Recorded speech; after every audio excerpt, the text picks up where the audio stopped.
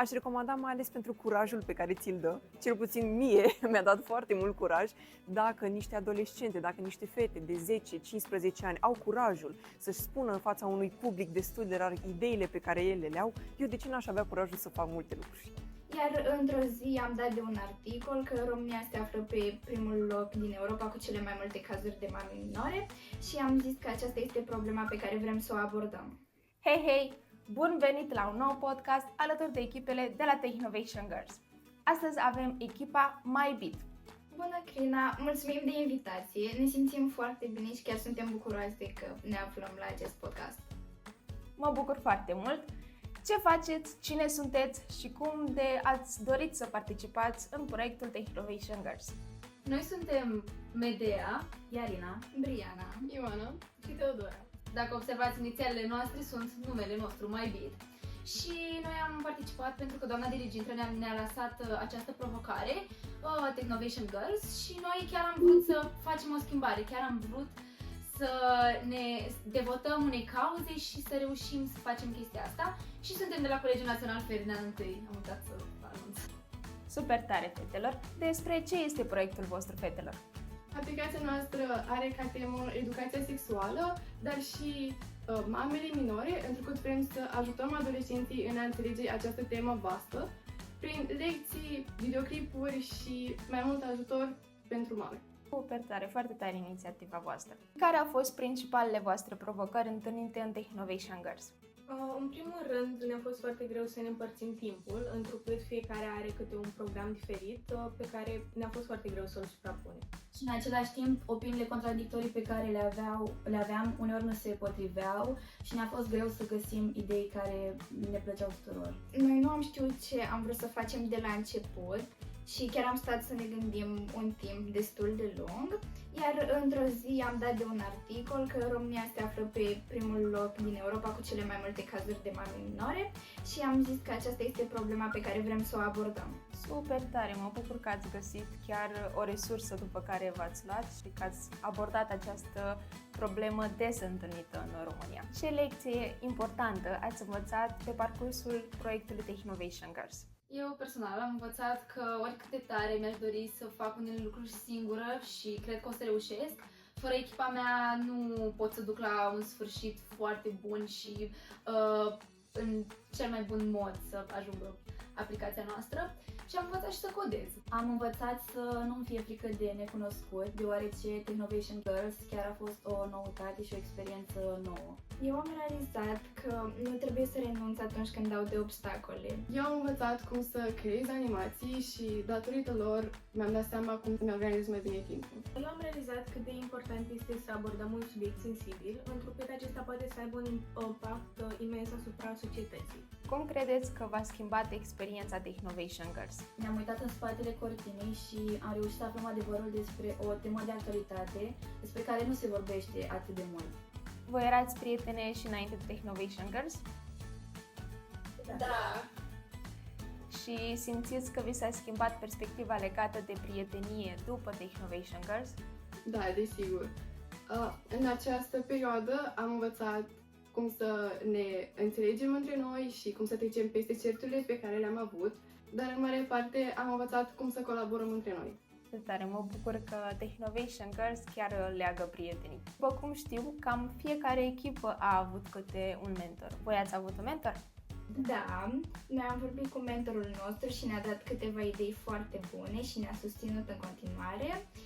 Considerăm că este important ca fiecare echipă să aibă un mentor și să vorbească. Și simțiți că v-a influențat în tot parcursul Technovation Girls, adică ați primit sfaturile esențiale și că de asemenea considerați că în viitor fiecare mentor ar trebui să se implice pentru echipa lui? Da, normal. Ne-a oferit perspectiva ei asupra aplicației noastre și ne-a spus ce trebuia să adăugăm sau ce nu trebuia și chiar ne-a ajutat. Medea, care a fost cea mai frumoasă experiență pe care ai trăit-o la Regional Pitch Event? Sincer, tot a fost un ansamblu absolut minunat, dar pe mine m-a marcat drumul până acolo și drumul înapoi. Pentru că până acolo toată lumea avea emoții pe tren și toată lumea simțea, vai, o să mergem la un concurs atât de mare și o să fie atât de minunat și o să trecem mai departe și eram atât de încrezătoare de la început și doamna noastră diriginte ne susținea și încerca să ne ajute și repetam pe tren și totul a fost absolut minunat, adică chiar mi-a plăcut. Ce frumos, mă bucur tare, tare mult că ați făcut chiar această călătorie împreună. Iar pentru tine, Iarina, care a fost cea mai frumoasă experiență pe care ai trăit-o la Regional Beach Event? Atunci când repetam, iar doamna noastră dirigintă ne trăgea într-un colț privat și ne asculta discursurile și ne ajuta astfel încât să avem o prezentare frumoasă care să impresioneze. Briana, pentru tine, care a fost cea mai frumoasă experiență pe care ai trăit-o la Regional Beach Event? Eu nu o să uit niciodată momentul în care am aflat că ne-am calificat. Toate ne țineam strânse de mână și când am aflat primele două echipe, am sperat să fim noi a treia, pentru că am crezut că atâtea echipe trec mai departe.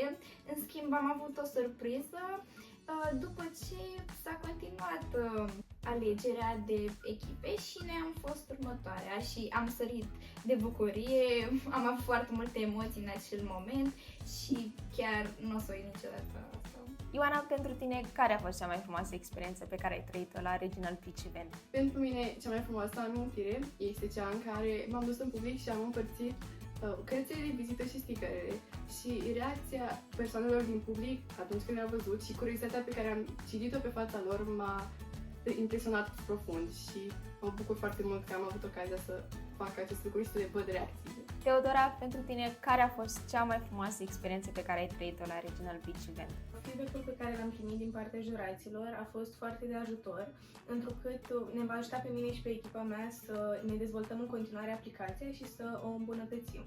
Ce planuri de viitor aveți pentru aplicația voastră? Noi chiar avem visuri mari și chiar ne dorim ca aplicația noastră să ajungă în școli, să fie implementată, astfel încât profesorii să poată veni cu aplicația să le prezinte copiilor și educația sexuală să se ridice la cote foarte înalte în România.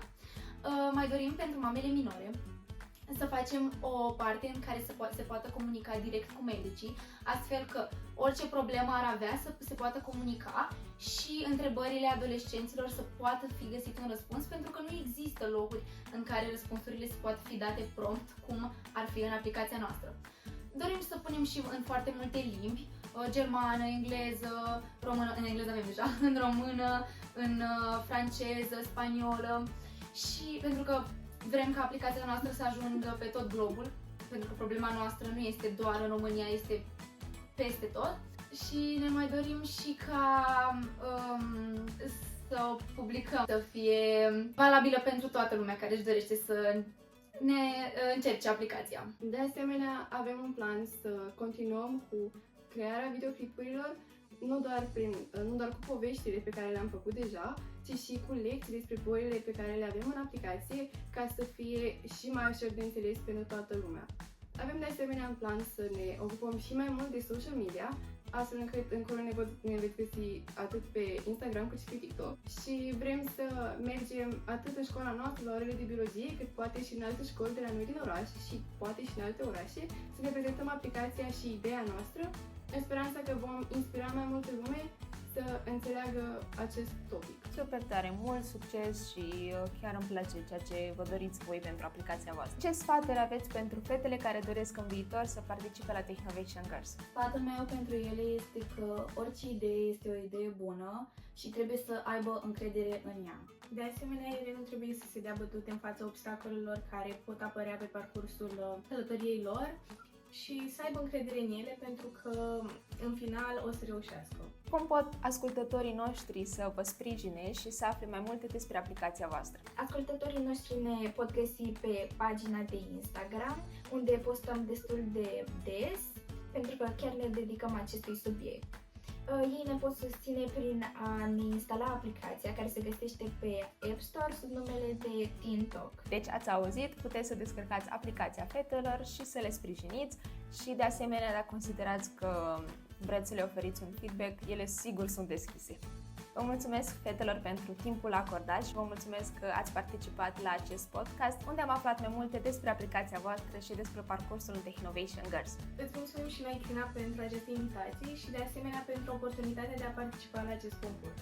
Vă mulțumesc din nou, fetelor, și mă bucur că sunteți una dintre echipele semifinaliste ale proiectului Technovation Girls, iar pe 9 iulie sper că o să fiți chiar una dintre echipele finaliste ale proiectului Technovation Girls. Felicitări pentru tot ceea ce faceți și mult succes cu proiectul vostru!